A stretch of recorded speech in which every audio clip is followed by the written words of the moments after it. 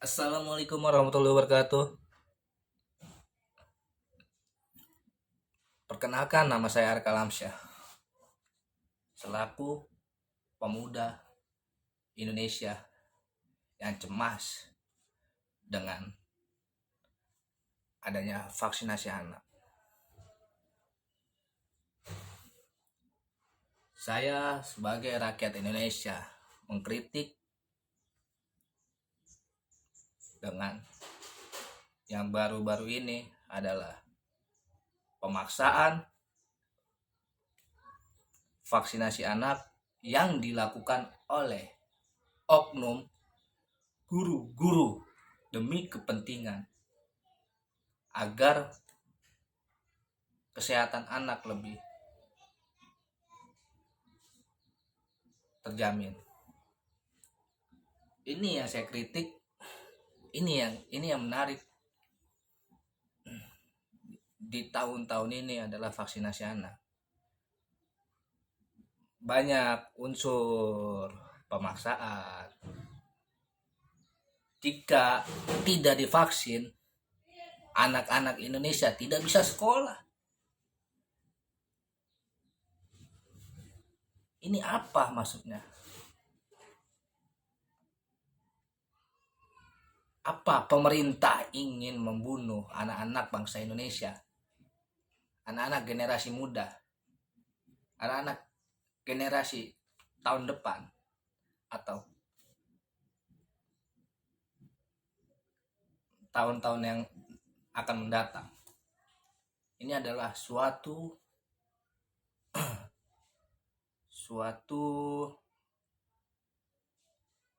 produk pemaksaan atau yang disebut produk micin. Produk ini tidak efektif untuk anak-anak.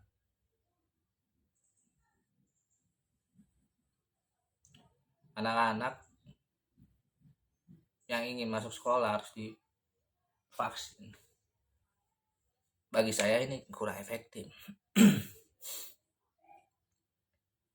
Kenapa kurang efektif? Ya karena umur anak dari umur kelas 1 SD yang ingin masuk sekolah untuk jenjang sekolah dasar itu persyaratannya harus vaksinasi. So ribet sekali pemerintahan Indonesia.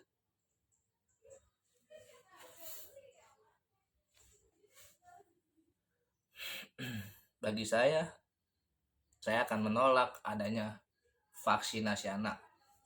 Itu yang pertama. Jika emang benar ada virus COVID-19, saya ingin membuktikan. Tolong para dokter ajak saya ke laboratorium untuk melihat virus ini.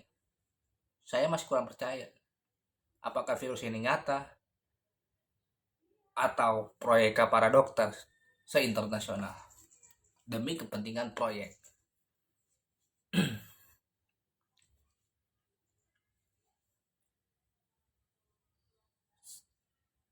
Saya menantang kepada dokter-dokter. Saya ingin melihat dengan mata kepala saya untuk melihat virus COVID-19.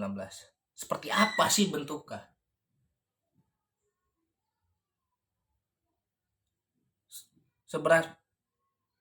Seberapa bahaya virus ini?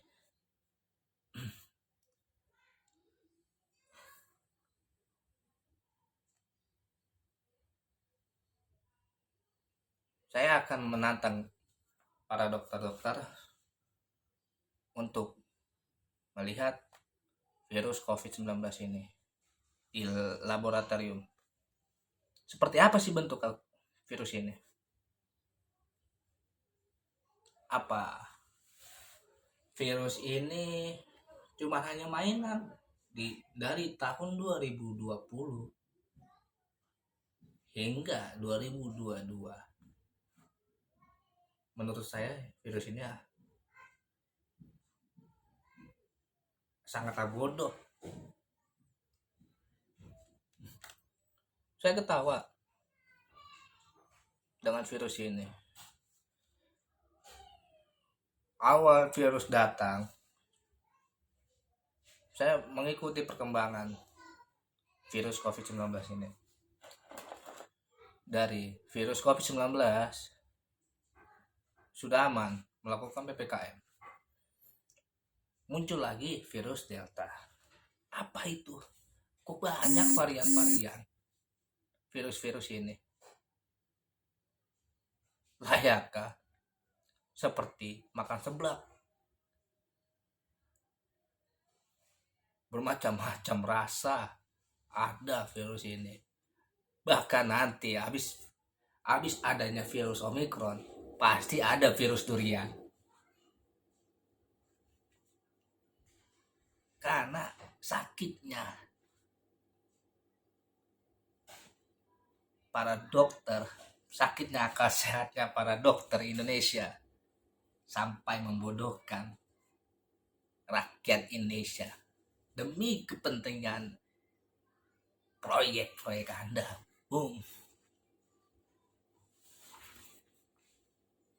Proyek Anda adalah proyek gagah. Bahkan masyarakat Indonesia sudah cerdas dan tidak dibodohi.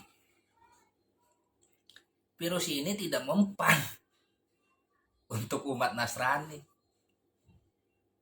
Tapi virus ini akan menjalar pada bulan puasa dan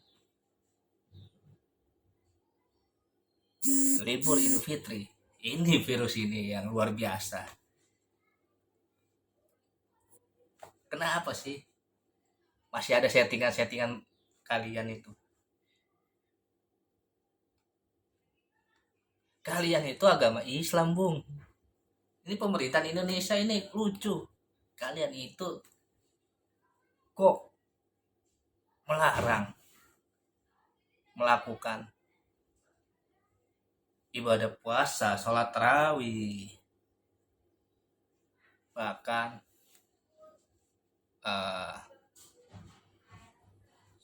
mau hariannya sholat Idul Fitri itu sampai dilarang, sampai dijaga sama oleh primo bersenjata. Wallahi saya melihat dengan mata saya sendiri. Virus ini konyol sebenarnya. Virus ini apa sih namanya ya? Hanya dilakukan oleh umat Islam doang. Bahkan virus ini tidak mempan untuk umat Nasrani. So, ada apa? Jika ini benar virus, tolong sikapi dengan serius. Jika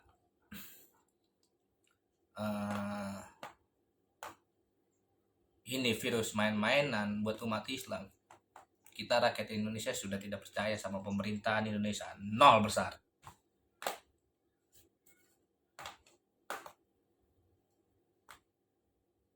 Saya sebagai pemuda sangat kecewa dengan pemerintahan Jokowi Ma'ruf karena menindas umat Islam serta ulama semena-mena.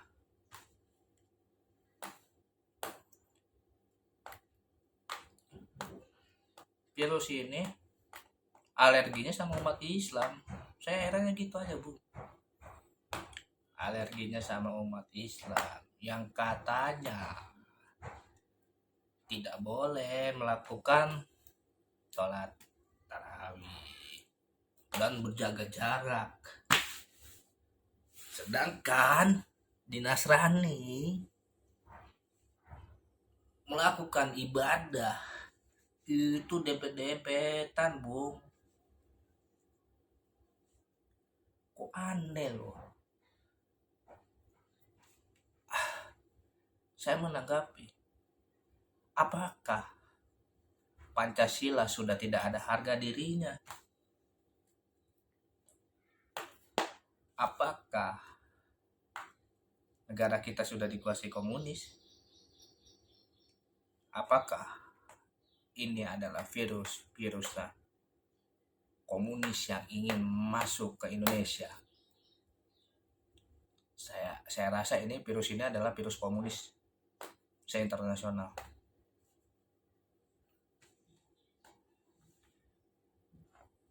Ngopi dulu biar nggak tegang.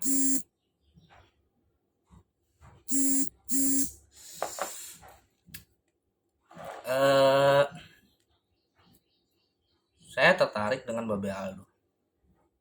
Babe Aldo melanjutkan perjuangannya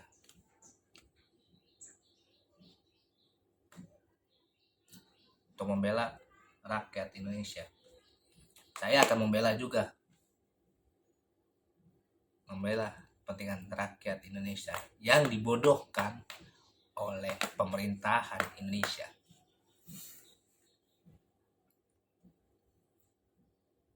Janganlah menipu rakyat. Rakyat capek diginin. Menyikapi virus-virus ini, rakyat udah nggak percaya sama virus ini.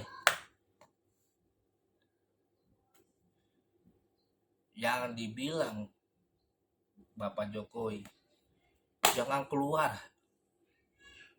kalau nggak ada kepentingan yang mendesak. So, rakyat Indonesia mau dikasih makan apa? Keluarga kita mau dikasih makan apa kalau kita nggak nyari di jalan? Pada intinya dari podcast ini, saya Ari Kalamsyah menolak adanya vaksinasi anak, menolak adanya pemaksaan vaksinasi anak oleh oknum guru-guru yang biadab demi kepentingan proyek pemerintah. Itu vaksinasi pemaksaan anak. Yang kedua, podcast ini yang saya bahas adalah tentang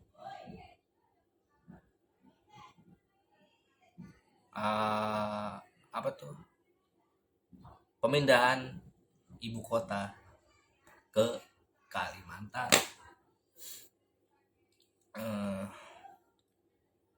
Bahkan saya sudah menyikapi soal pemindahan yang dilakukan oleh pemerintahan pusat ke Kalimantan. Maaf diralat ya. Pemindahan ibu kota ke Kalimantan. Ini pembahasan yang kedua. Maaf tadi diralat. Untuk pemindahan ibu kota ke Kalimantan itu kurang efektif. Bahkan saya menyikapi pemindahan ibu kota baru ke Kalimantan itu dengan mudah para maling uang negara yang ingin kabur melalui jalur laut Kalimantan. Bahkan ini sangat bahaya jika ibu kota dipindahkan ke Kalimantan. Itulah sangat bahaya buat rakyat Indonesia. Soalnya yang saya sikapi, saya analisa dari peta Indonesia yang saya lihat, itu jalurnya adalah jalur ke Tiongkok. Bahkan nanti dengan mudah para Tiongkok komunis itu dengan mudah merampas kekayaan alam Indonesia serta memperbudak rakyat Indonesia seperti zaman kolonial Belanda. Itu yang kita tidak mau. Itu yang saya tidak mau. Maaf. Karena saya melihat dengan adanya peta Indonesia, maka saya tarik garis lurus itu menuju ke Tiongkok. Karena kenapa? Bahkan maling-maling ini yang akan berkuasa. Bahkan seharusnya kepentingan pemindahan ibu kota melibatkan seluruh rakyat Indonesia, bukan kepentingan para pejabat rakyat Indonesia. Salah. Jika pejabat ini setuju, jika DPR atau MPR setuju untuk pemindahan ibu kota, rakyat tidak setuju. Seharusnya pemerintahan Indonesia, seharusnya Presiden Republik Indonesia menemukan seluruh rakyat Indonesia, mengumpulkan satu wadah untuk membahas pemindahan ibu kota ini. Bukan seolah-olah rakyat setuju dengan pemindahan ibu kota karena sudah diwakilkan oleh Dewan Penjilat Rakyat atau DPR. Dewan Pimpinan Rakyat.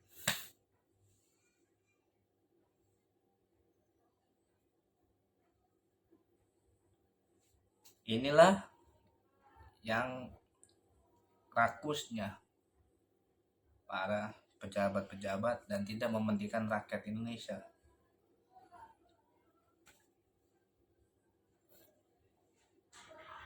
Dahulu kita membangun bangsa itu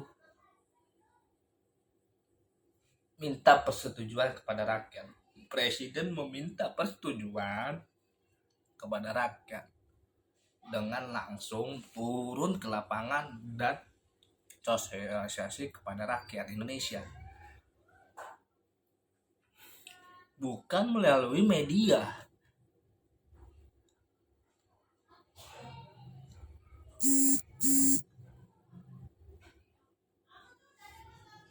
Mentah-mentah. Sekarang sudah era digital, presiden tinggal mengumumkan di siaran televisi atau siaran media. Itu tidak benar.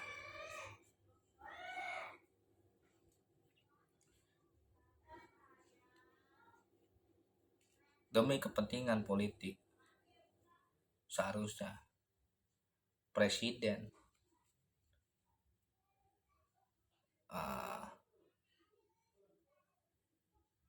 mempertimbangkan kepada rakyat Indonesia. Saya sebagai rakyat Indonesia, saya tidak setuju. Saya akan menolak pemindahan ibu kota ke Kalimantan.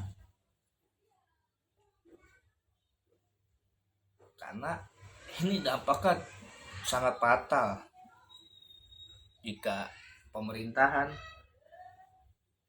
atau ibu kota Indonesia dipindah ke Kalimantan. Bahkan para pahlawan sangatlah sedih melihat negaranya ada pengkhianat, ada penjilat, ada penjahat. Penjahat inilah yang sangat bahaya.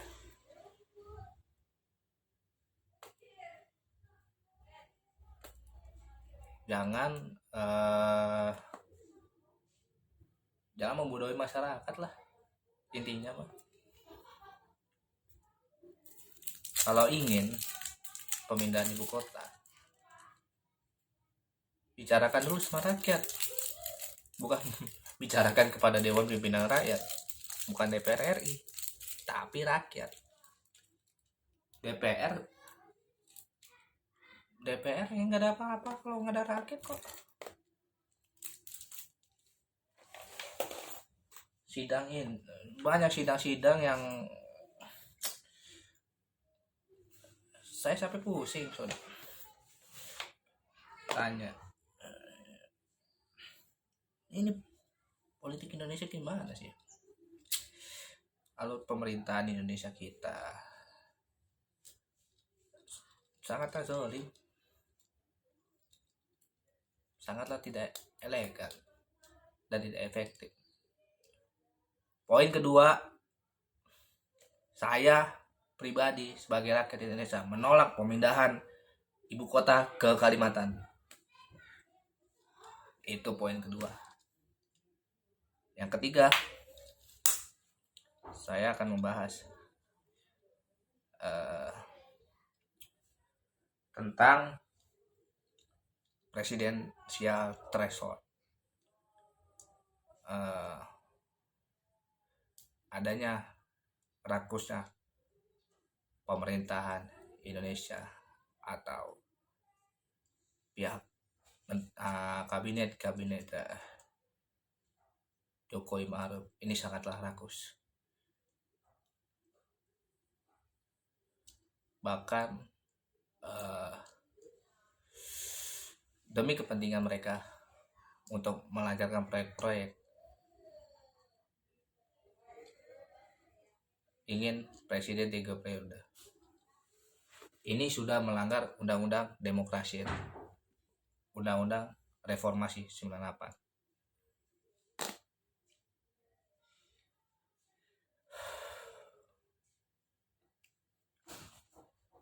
Saya pada poin ketiga ini, saya menolak adanya presidensial threshold. Ini poin ketiga sudah ya. Saya nggak banyak ngomong. Pada intinya saya akan menolak adanya presidensial threshold karena ini sudah melanggar undang-undang demokrasi rakyat. Pada intinya saya menolak adanya undang-undang presidensial threshold.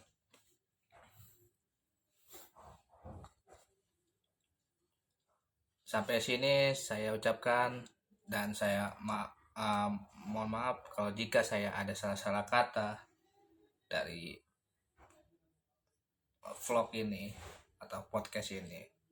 Saya mohon maaf jika ada kekurangan, bisa jadi kelebihan.